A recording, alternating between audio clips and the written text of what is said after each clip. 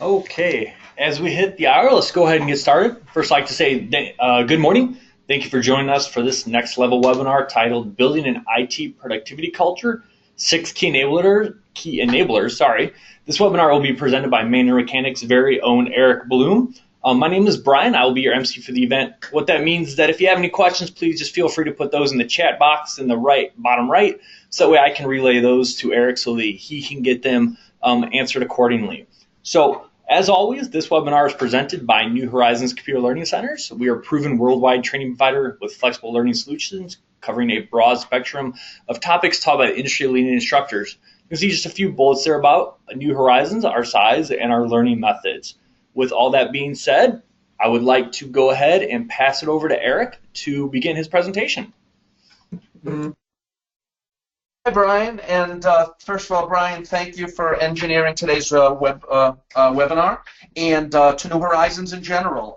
For those of you who don't know, usually we have some repeats on the line, is we do these webinars monthly for you from Manager Mechanics on different topics related to what we do. At the end, actually, I'll tell you which ones we do, what else is going on regarding us. But I'll just say that if my name is familiar to you, is that the name Eric Bloom is also the lead singer of the international rock band Blue Oyster Cult. So for those of you who might be saying, wow, how did the Blue Oyster Cult guy get into IT? Well, he didn't. Same name, different profession. Anyway, but who I am is I'm a former CIO with about 25 plus years experience in IT.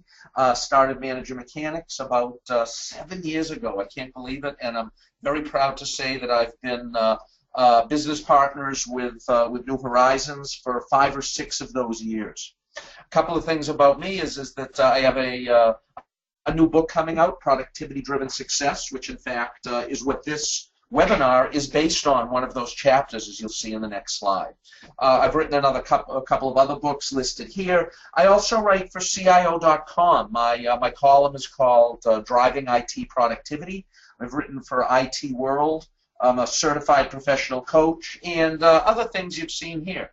If you'd like to follow me on Twitter regarding productivity and other topics, as you see, I can be found on Twitter at Eric P. Bloom. Enough about me. Whoops. There we go. Now let's make from here forward all about you. As mentioned, today's topic, just by chance actually, but the book will be out soon, but what it's called is Productivity Driven Success. And if you go to, I know, my wife thinks it's hokey too, but I was able to get the website, MrProductivity.com. What that will bring you to is the landing page for the book on the Manager Mechanics website. So what's actually great is that the material that we're going to be going over today, specifically regarding productivity culture, is the chapter I'm offering free, as a sample of the book. So if you click on that after the webinar, because I want you to be listening to me for the next 57 minutes. But if you go to MrProductivity.com, you'll be able to download a bunch of material on today's topic. So just put this in here to be of value to you. But anyway, moving to the content specifically, is what I'd like to do is before we talk about our 6 productivity enablers, what I want to do is I want to take a step back and talk about what productivity is from an IT perspective, as well as just from a business perspective, because in fact it's the same in both cases. So let's begin. Oh, there's some ringing going on in the background. That will stop in 5 seconds. I apologize for that. In fact, I'm going to take care of that right now. Sorry about that, and taken care of. But anyway, what is productivity? I mean, let's look at it conceptually. Is the productivity by its nature for both individuals, but thought of in a business environment from an organizational productivity perspective, is output over input. In other words, how much can you produce with the number of time, money, resources, etc. that you have at your disposal? Why this is, rather maybe thought-provoking, it doesn't really tell you a real lot yet about what you need to know. So what I'd like to do is just have one more conceptual slide for you regarding productivity, and then move into specifically how it relates to you and your business. Because again, this is sort of generic.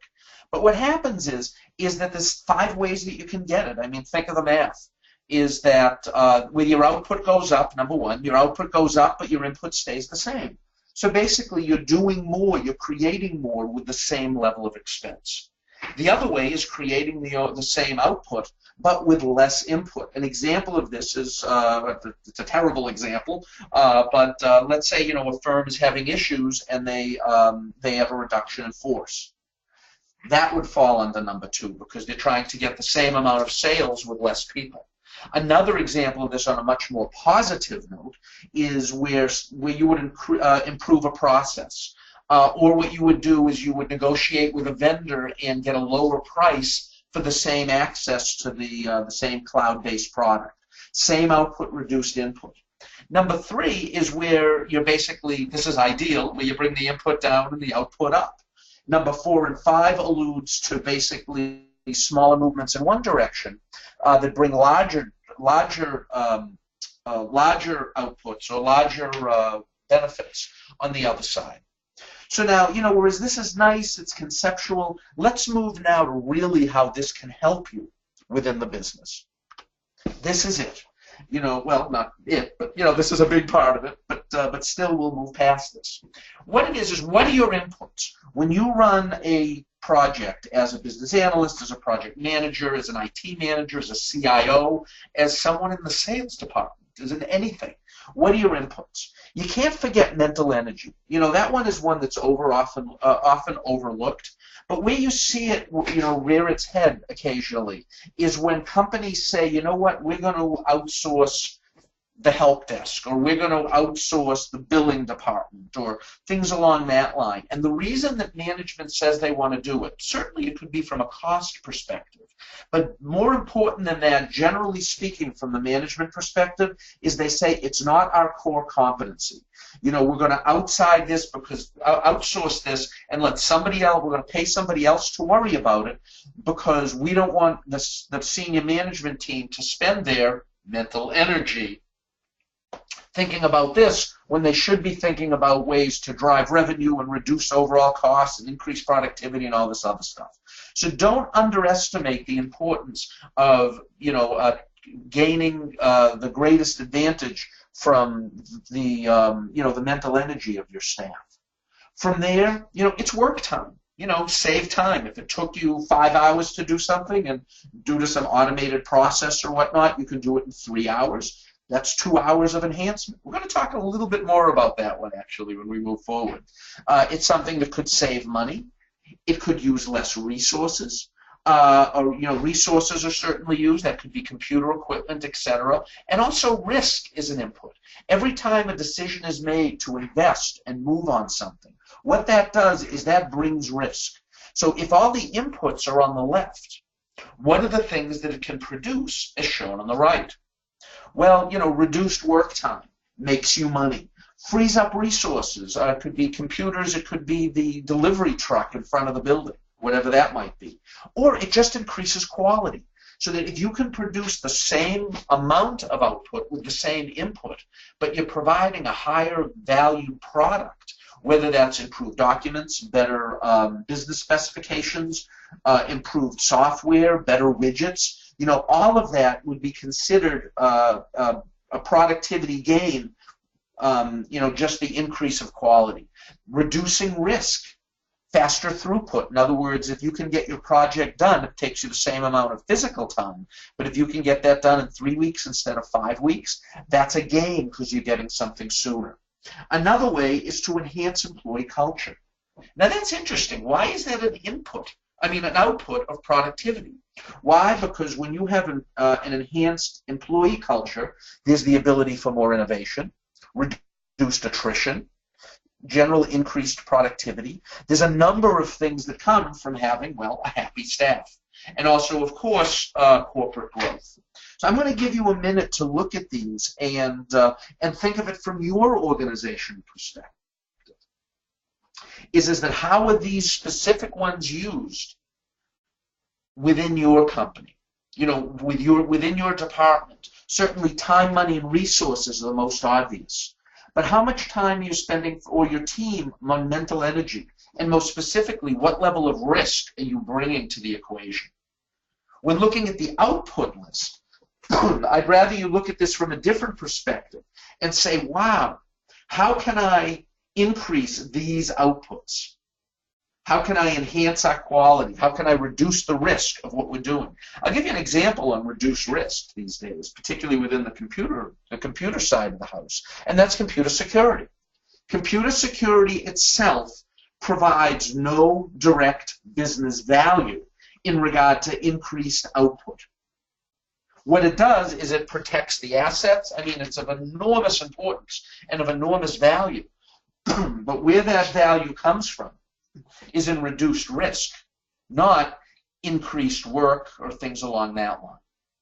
So, there's an example, generating reports for compliance purposes. If that's something that's required, that's actually increased output, but it's for different purposes that neither raises money nor saves time. So some of these compete with each other, but a good thing for you to do, I'm hoping that you've written down the output list, and then ask yourself, as an output of this webinar today, how can you increase those things without expanding the amount of items listed on the left? That sounds all well and good. But how do you improve productivity? What are the things that you can do, either for you personally or certainly the nature of it here, as you can see, is from an organizational perspective? Well, one of them is you can stop doing things that don't need to be done. I'm going to give you an example of that. Excuse me. Is when I was in a technology role a number of years ago, I was working at an asset management firm. And one of the reports that someone on my team was producing took 2 days to actually create that report. It was for a client that, a very good client that we were making, that was bringing in an enormous amount of revenue. They said, I really want this report that looks exactly like this. It took a day of IT time, basically running different queries and SQLs and bringing it into Excel, and a lot of manual work also, because just by the way systems were architected and the type of data that they wanted, both on their investments that they had with us, as well as other investments of theirs that they sent us, and just the stock market in general. So it took about a day of a person on my team's time to create that report each month. Now we're making millions of dollars. Is it worth to have, one techie spend 1 day a month working on the report? Well, I would say yes. But then what we would do is we would take that report and pass it along to the customer service group, who would then format it and write up specific commentary, etc. So from a company perspective, took a couple of days a month, one from mine, one from customer service. So what happens is this report, they really liked it, went on from month to month to month. About 7 or 8 months later, we spend a lot of time doing this report, and if we are, we might as well do it the way they want it. So I said to the customer service person, I said, hey, you know what? Why don't you give the client a call and just see, we'll spend it, it's all custom anyway. If we can improve it a little bit by tweaking it a little here or tweaking it a little there, would be a good thing. So anyway, the client service person agreed, called up the client, and guess what the client said? Oh, Joe is the one who really liked that report, but Joe left a couple of months ago, and me, I tend to look at our investments from a different perspective. So actually, what you do me a favor is if, I get it last couple of months, I was just deleting it. Would you mind finding out who's sending me that report and just tell them to not bother? So the client service person, looked, said over the phone, well, certainly, we really want to make sure that we meet your needs, and I'll be happy to find the actual source of how this report is generated and make sure that you don't get it again. The client service person very well knew who was doing it. He was a full day a month. So, he calmly hung up the phone, stood up, and said, yes! It saved him a day a month back on his schedule. Then called me and said, Mike and your team who's developing this report doesn't have to do it anymore. And what did I say? I said, yes! Because now it gave me a day back a month of his time. So this first item here, stop doing things that don't need to be done, That was a productivity enhancement for us by making that simple phone call, finding out that the client no longer needed the report. So what I would say to you is, what things have you been creating within your department? Standard production processes, reports, things along that line which are no longer needed. Are you continuing to maintain software and have service level agreements for software that actually is no longer in use, or is of such little advantage to the company that it would be worth just deleting it to save the money? Next, receive multiple benefits from the same action. This actually gets into a topic that I like to call productivity reuse, where you buy it once and use it twice.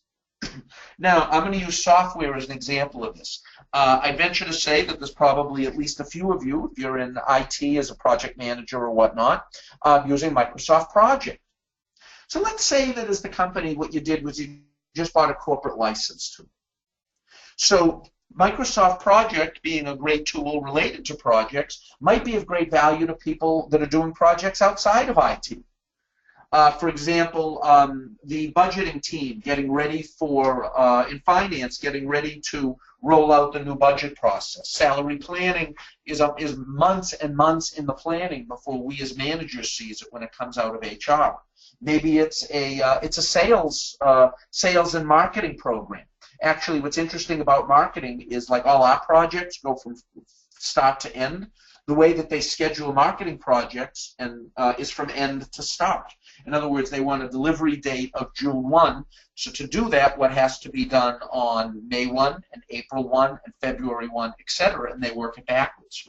So if you have a site license to Microsoft Project that's sitting there anyway and people could use it, and implementing it in other parts of the company so they get value out of it, that's an example of multiple benefits from the same action. Or the use of internal assets in other ways at no additional costs. And then the two obvious ones is do things faster or do the same things at lower cost. All of this while maintaining business ethics and peace of mind. Peace of mind, in my mind, is a nice way of saying risk. So looking at this list of 5 things, what can you do? Multiple benefits from the same action, assets in the same way, doing things faster, which is process improvement, or doing things at lower cost. For example, maybe you have a product out there where you have a service level agreement of 24/7, but you really only need it during business hours because no one's working on the weekend anymore. So if you drop that service level agreement from 24/7 to 5/10, that's 5 days, 10 hours, then you're in fact saving money, which you in fact know is one of the outputs related to productivity. You know, productivity can get a bad name because what happens is people say, oh, yeah, increased productivity, that means less people. No, very often it means more people because of the time, money, and resources that are saved to be able to do additional things. You know, I was talking to someone about productivity the other day. I was actually in a class that I was giving on this topic. And they said, oh, well, you know, we're very transaction-oriented right now. So what happens is that if you know, if we automate this, then, you know, 2/3 of our job is doing transactions and processing them. You know, what are they going to do with us? Are they going to cut our staff? And what I said to them was, I said, I mean, with all risk comes reward. There's possibility of that. But I said, what are people asking you for that you support? They say, oh, what they really want is that it was a finance group. They said they'd really like to get additional analytics related to their budget. They'd like to know the run rates, you know, what are their actual versus budget on an ongoing basis. What are better ways to figure out the revenue by product line? So what I said to them is, I said, so in other words, when you get this transaction stuff out of the way and can automate some of that, which enhances productivity by doing things faster, it's automated, it'll give you all this time to be able to do value-added resources instead of processing. You know, to be able to figure out the product line profitability and, you know, all this other cool stuff. So, you know, there's the case where in most cases, particularly right now in a growing environment, the productivity of things that are considered rote and sort of transactional in nature really allows you to up your game and enhance the value that you or your department provide to the company at large. But at the end of the day, let's put it in perspective, all right? People don't care about productivity. What they really care about is the time, money, and resources that productivity provides. Think of it this way. If I said to you, just let's bring it personal right now. It said, hey, you know what? I can increase your productivity so that what you're doing in 8 hours now, you can do in 7 hours. What would you say to yourself? Oh, cool. Gives me an hour off. But the value to you isn't the fact that you can do it in less time. The value to you is now you have an hour to do other stuff. It means maybe you could use it for work-life balance. Actually get to take half an hour for lunch and leave half an hour early. Or, it saves you personally some money. If you remortgaged your house and you brought it down from $2,000 a month to, I don't know, I'm just making numbers up, obviously, to $1,500 a month.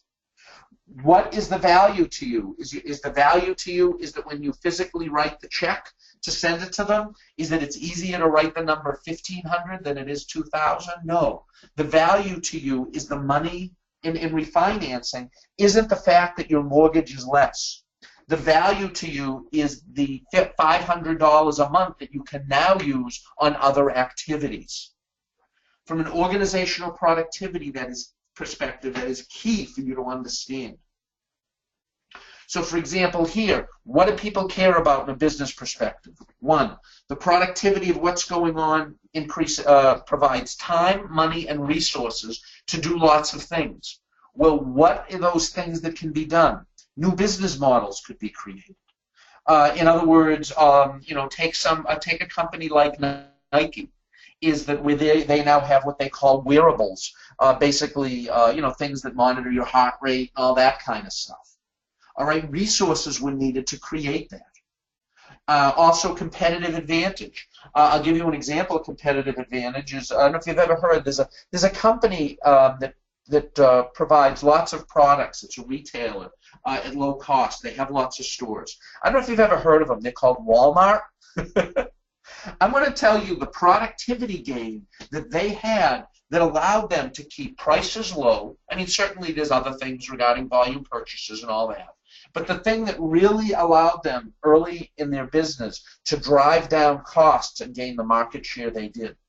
And what it was is that they built systems and processes around inventory management. Very unsexy. You think, oh, it's advertising, it's all these great sales. No. What they did was they found logistical processes through both automation and general manual process in working with vendors to reduce the amount of physical inventory they had, which meant they had less money tied up in inventory, and the ability to really creatively and efficiently distribute that inventory to the stores where it was needed so that they didn't have outages and so on. They went to the point where they were so sophisticated that they could have specific vendors who made things, I don't know, like toys from Hasbro or whoever, shipping directly to their regional store, distribution, or directly to the stores. So what did that do? That saved them money related to having to truck things from a central corporate office in Arkansas around the country, or even from distribution to the particular stores. So all of those things saved them enormous amounts of money, which allowed them to do what? Increase their competitive advantage to other stores by what? By reduced costs, by having money to increase new stores, build new stores, etc., which comes into corporate growth. And generally just the ability to do more stuff. That's what people care about. So when you think of productivity, don't think of it as saving money or saving time. Think of it as, wow, it's giving me time, money, and resources to do other stuff. Just like if you can reduce your mortgage from $2,000 to $1,500 a month, it's not the fact that your mortgage is less. It gives you more disposable income to do other, hopefully, cool things. I'm going to give you an example of this regarding your department. And just so you'll know, we're only a couple of slides away from starting to talk about what the title is related to productivity culture. But it's important that you understand this, because without this background, it would be more difficult for you to conceptualize the advantage of this. But anyway, so let's talk about productivity leveraging. Say you have a budget of $10 million, your department. Now, quite frankly, you say, oh, wow, $10 million. Well, you know what? $10 million isn't really a lot of money in a big company. I'm going to tell you why. Let's say you have people in your staff, or you can make it $1 million. Just $10 million, the numbers worked out well. But you have a $10 million budget. Of that budget, how much of it is really discretionary? After you take out the salaries, the benefits that are being charged to your department. If you're cost center managers, you'll really get this. Overhead expenses related to the phones and all that other stuff that they call occupancy related to that. Required training. If you're in the IT side, then there's software licensing with Microsoft and Oracle and all that stuff. So, I've been I was in corporate America for like 25 years. If there was any time where I would actually have 10% of it as discretionary income, I'd be jumping up and down for joy, because that goes where? Towards training, toward new development, toward other things that come up during the year. Usually, saying 10%, that's very, very, let me say, would be nice to have. So what does that mean? $10 million budget, it gives you $1 million of discretionary uses. Everything from training to buying new products to travel to client sites, whatever it may be. So you have $1 million that you can deal with. So if you can increase the productivity of your department by 5%, which isn't a huge amount, just by 5%, what does that do? That 5% isn't on the million. That 5% is on your full budget at $10 million. So 5% productivity gain on $10 million is $500,000 extra that you will now have for discretionary uses within your department. You take $500,000 over the $1 million that you did have as discretionary, and a 5% increase in productivity gives you a 50% increase in the discretionary part of your budget. This is how productivity works.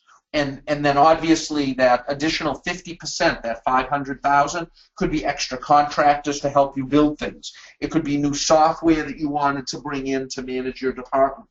It could be any one of a million things that could fall into that category. What I don't want you to do, and this is enormously important, is the productivity fallacy. And I'll tell you a story on this. What that is when you try quantifying dollars saved based on the incremental productivity gains of salaried employees. I'm going to tell you a story about this one. I work for a company, great company. I won't say who they are in this case, but I really, really loved it there. And they had a productivity improvement program where they were calculating what they called hard dollars and soft dollars. Hard dollar, for those in the asset management world, similar but not like soft dollars related to investment trading, different animal. Same word, different animal. But what they did is that the hard dollars, where you could say that the company saved $50 because they wrote a check for $50 less to the vendor. Okay. Soft dollars was related to what they called employee and office productivity. So what everybody did, and by the way, they gave prizes to the departments that were able to save the most money. So everybody came up with these projects that relate, basically that were productivity process improvements, etc. And then they estimated how much time and as a result, based on the average salary per person, how much they saved. So what happened is that the company, every department, when they estimated in total how much money, this one saved 30 minutes a week, and this one saved 20 minutes a week, and this one saved 2 hours a month in month-end processing, etc. When they added up all of the savings from their productivity projects, not only was it more than the gross income, the gross sales for the company, they also saved more hours in total than there were employee hours in any given month. So what happened is by everyone estimating up, it basically, a great program was eventually canceled The reason is it lost value or perceived value internally because the numbers were so, was so exaggerated. Why? Everyone was exaggerating their own numbers on employee productivity because we wanted to win the prizes. Hey, we could get, free golf clubs or, free toaster ovens for the house, that kind of thing. So, or just bragging rights between, the managers and the managers of other departments. So be careful of this productivity fallacy. Freeing up 30 minutes of a monthly salaried employee does not save the company money. It saves the employee time, but it does not save the company money because you're paying that salary anyway.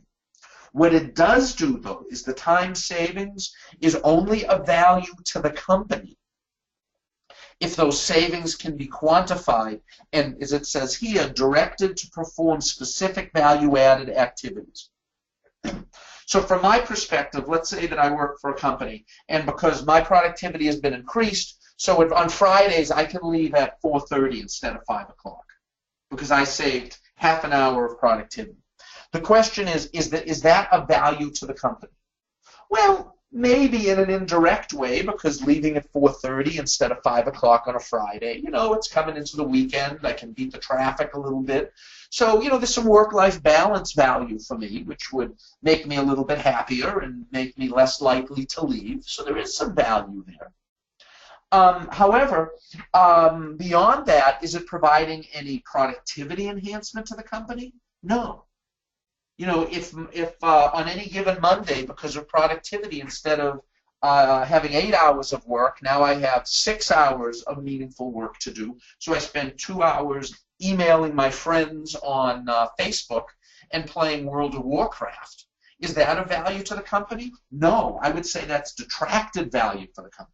So the only way that I think that you can quantify and take advantage of these small time slices of salaried employees, if you can either demonstrate where that comes from, where that's going, that productivity, or if there were 5 people working on a project, now you could do that project with 4 salaried employees, and the 5th person could be moved to another project to do other meaningful things. So be careful of this productivity fallacy, because if not handled correctly, then what will happen is that it will actually be detrimental to your productivity initiatives. Now, for productivity to be, for improvements to be in place, they need to be aligned with corporate goals, like every project. They need to be systematic, meaning that they're created using the standard. You'll see basically I'm bringing your productivity projects not from being a skunk works on the side, but to being an important part, viewed as a project, as any other project would be in the company moving into the mainstream. So it has to be systematic. It has to be done using the same project plans and project management best practices and everything else as all the other projects. It needs to be measurable. There needs to be specific and valued return on investment, as there is for many other projects.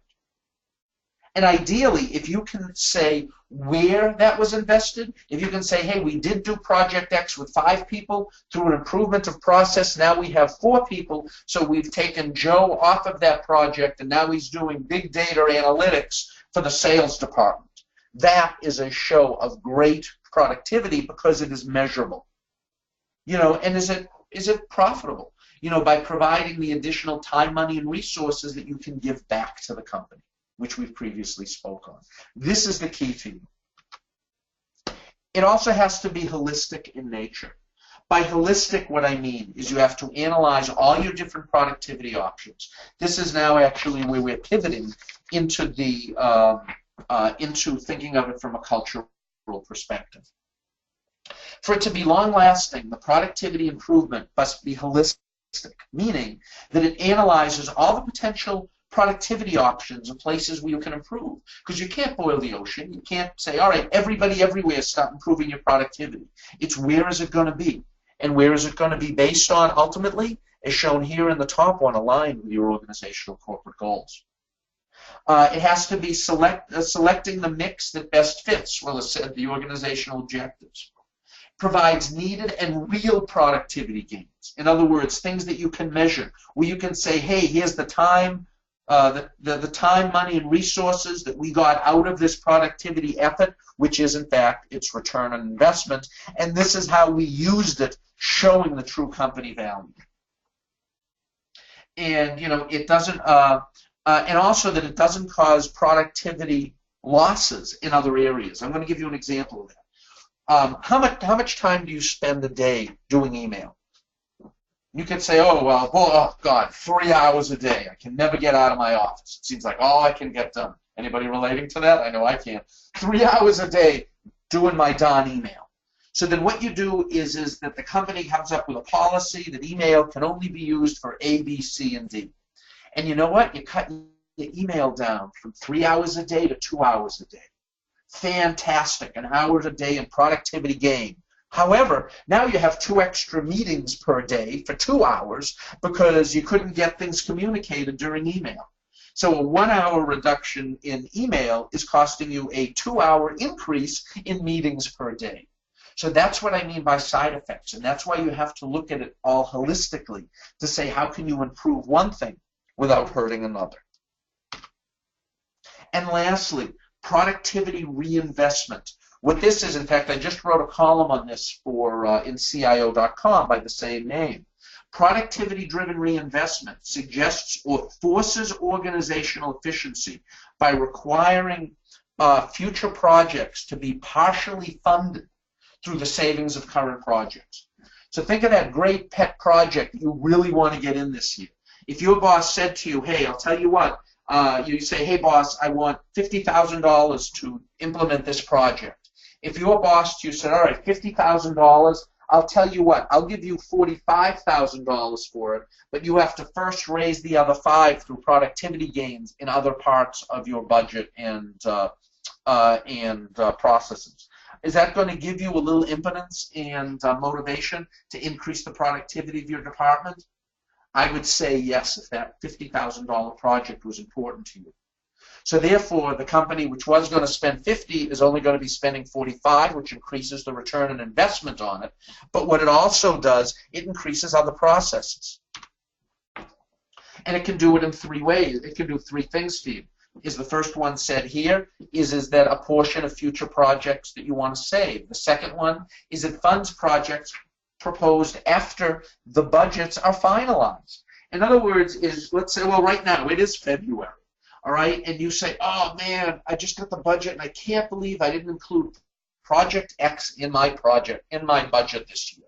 One way to get the funding for Project X is to increase the productivity of other things you're doing now to free up discretionary budget as shown in that earlier slide.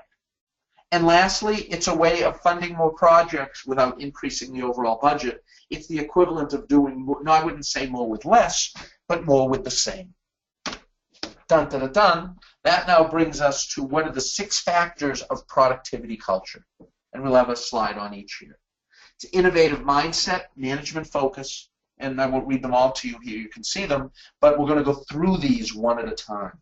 This is the real way that you want to increase productivity. Now, here they are.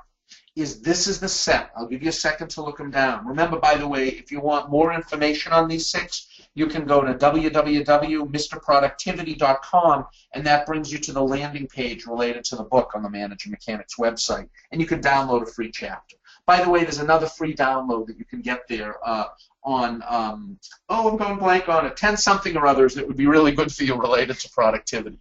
Now, I know, Mr. Productivity, every time I say that, my wife both smiles because it's cool and rolls her eyes at me, but it's certainly easy for you to remember. But now let's go and begin the 6 one at a time. Now, as we talk about culture, anyone know Peter Drucker? Very famous person related to productivity enhancement, process improvement, etc. He has a quote. Culture eats strategy for breakfast. What does that mean? That means that you can have in this case, I'll talk about it from a productivity enhancement perspective. You could put forward the best productivity projects, the best ideas, the best productivity strategy to increase the effectiveness of your department or overall organization, if it goes against the corporate culture, then it isn't ever going to happen. So therefore, what you may need to do, as we'll be talking about in the next few slides, is the way to begin to drive productivity before the initiatives even start. Because again, they'll never get off the ground if it's against the grain of the way your company does things. So sometimes, in all cases, is you have to enhance the culture before you can implement the strategy if they are not totally aligned before, just by chance or by design, before the strategy begins. So first one, cultural awareness.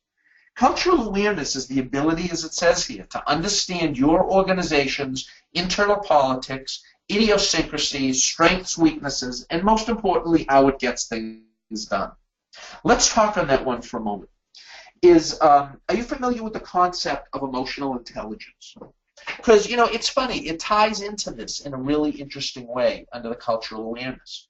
Emotional intelligence, and by the way, if you're not familiar with it, Google it or buy the book by Dan Goleman, Goleman.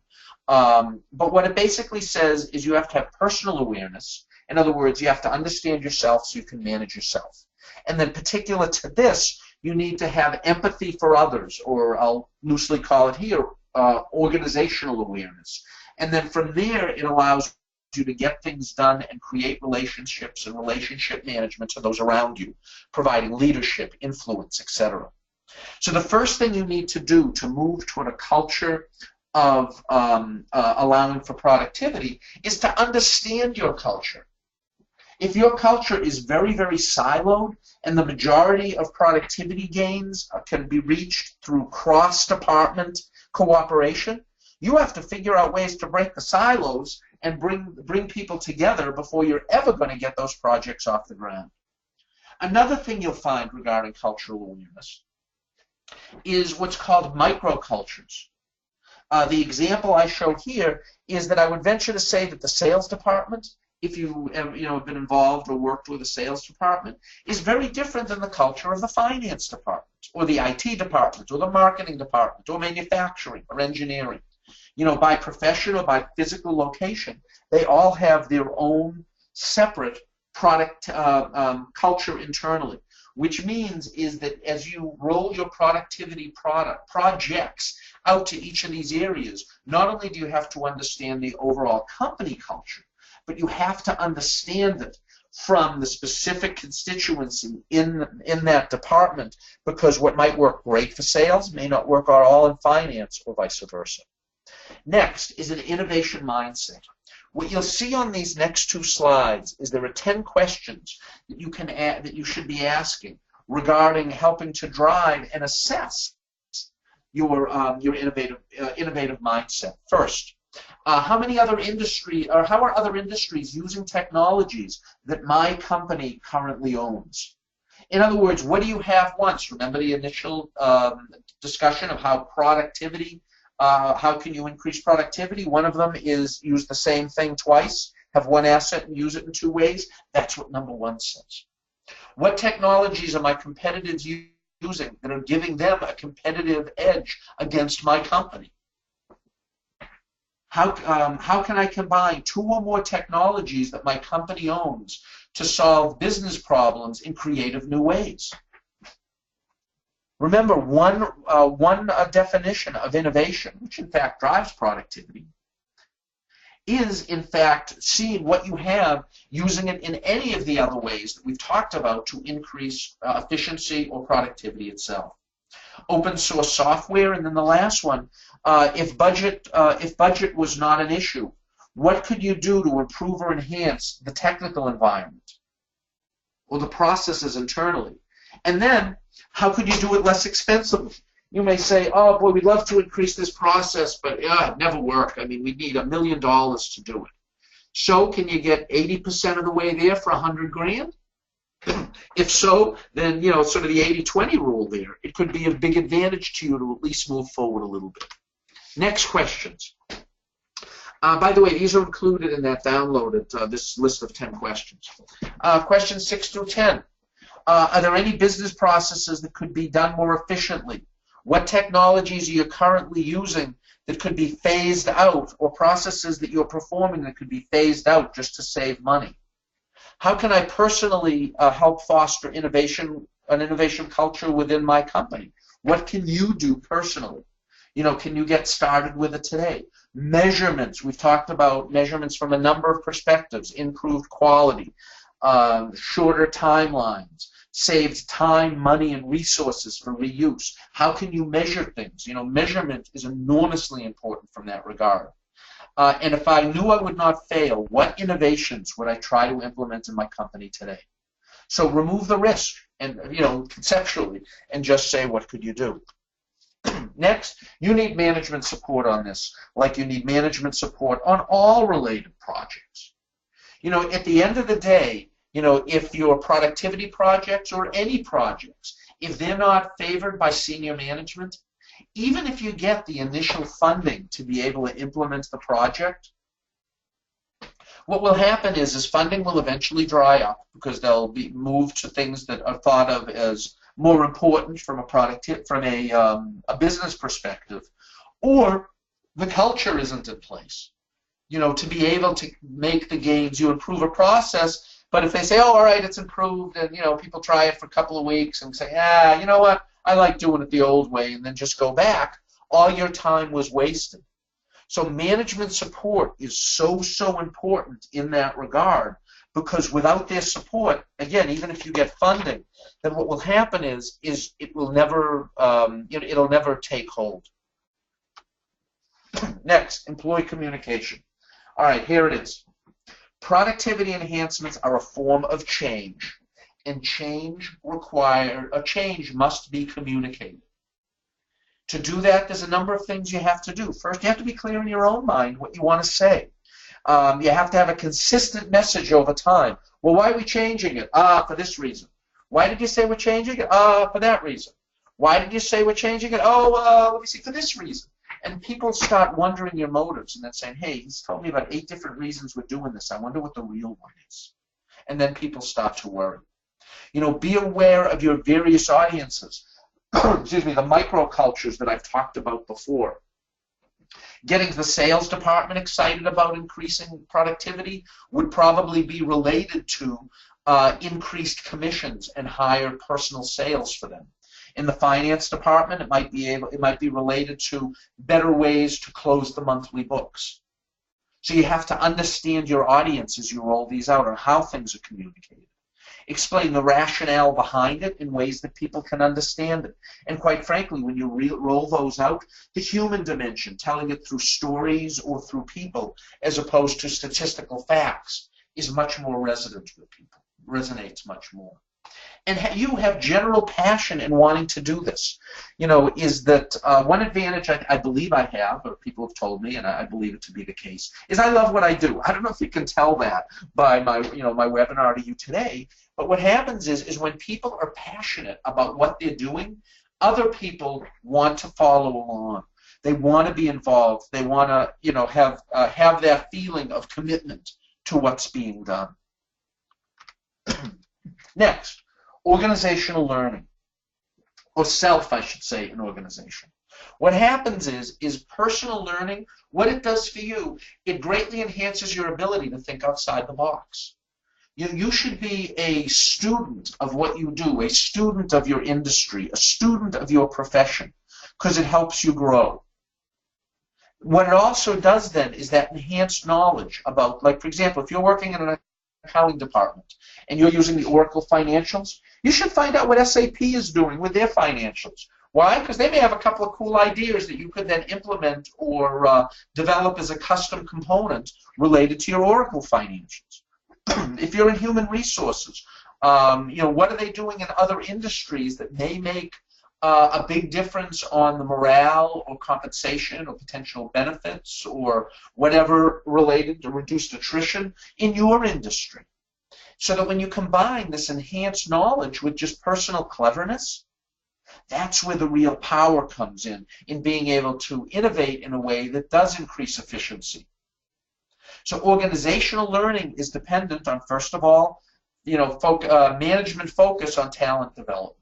Management wanting to enhance your skill within the company, providing training, giving you time to learn at the office, cross training, giving you money to take a night class, or at least if you learn on your own, giving you the ability to learn to use some of your new skills within the office place. Formalized education and ultimately business experience. Regarding business experience, it's funny. Do you know when you have the exact experience, business knowledge to deal with a specific situation? 15 minutes after that situation happened. The trick is when that happens to you is remember it. So the next time that situation comes up, you'll have a better ability to handle it. Next, conflict. Is that the top couple of lines here say it. Productivity drives change. It's the nature of it. You're changing things to be more productive. But what happens is change drives conflict. Why people have their own agendas. Everyone, it's funny, I said this in I do a class and did a keynote actually for a government agency last week. And what I said in there, and I'll share this with you, is that everybody wants change. The issue is no one wants to change personally. Why? Because it's doing things differently. It takes energy, there's risk, and all those other things. So that's why change drives conflict. So minimizing the conflict helps what? Facilitate the change, which in turn drives productivity. So understand the connection between these things. What I've learned in sort of the multidisciplines related to the, soft skills and business skills as it integrates with leadership is so many of these things are intertwined. You can't be an expert in change without having some understanding of conflict. You can't understand innovation without an understanding of the productivity as we've previously defined it. So be a student from the last slide. At the end of the day, an organization's ability to deal effectively with conflict can make or break that organization's ability to enhance its organizational productivity. Why? Because if it can't deal with the conflict, then it won't facilitate the change which is required to bring in the enhanced productivity. And also what you'll find is if you can understand the reasons why people are in conflict, the reasons behind it, you can often turn enemies into allies. I mean, this one slide could be a full-day class. And then lastly, I'll leave you with this related to conflict, is 99% of the time when someone disagrees with you or blocks your way on moving ahead with your project or whatnot, it's not that they're against you, it's that they're for themselves.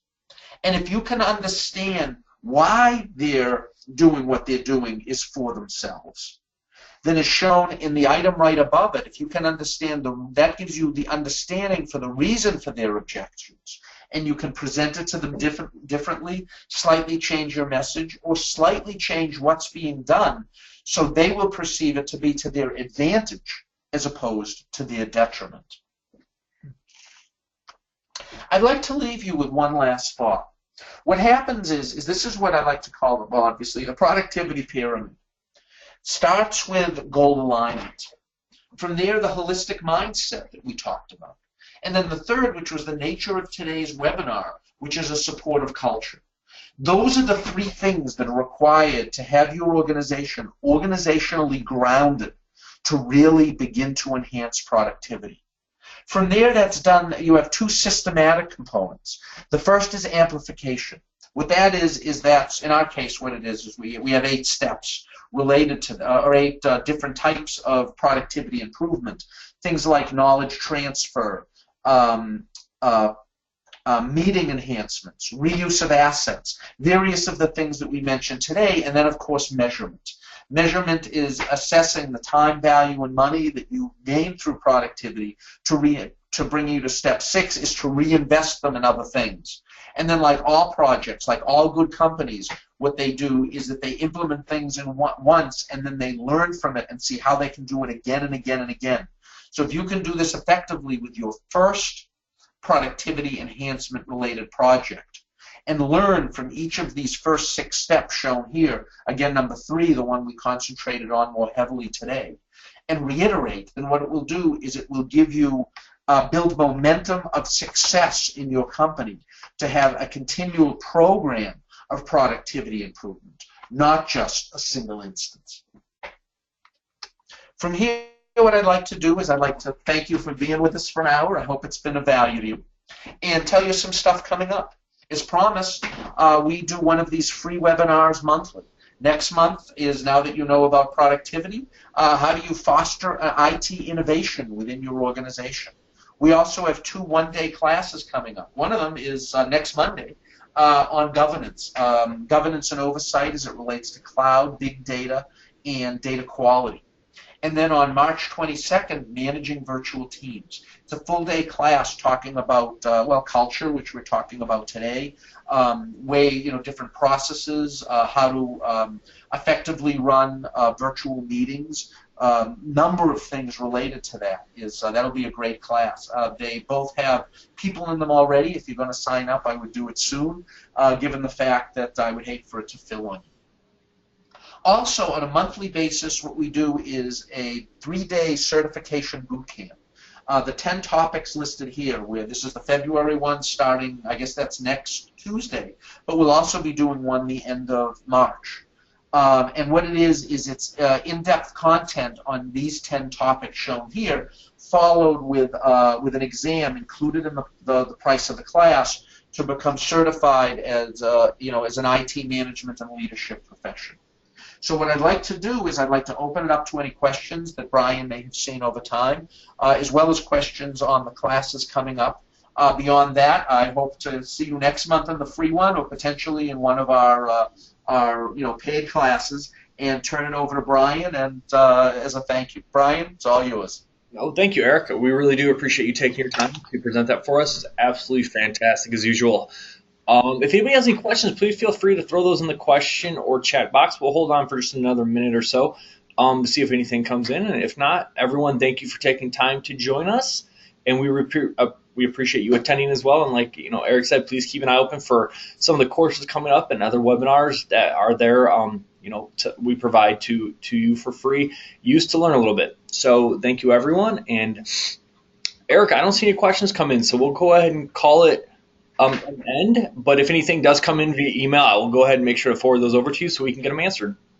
Please do. Thanks so much to you, Brian, to New Horizons for, again, sponsoring, and to all those who are on the call with us. Have a great day. You too, Eric.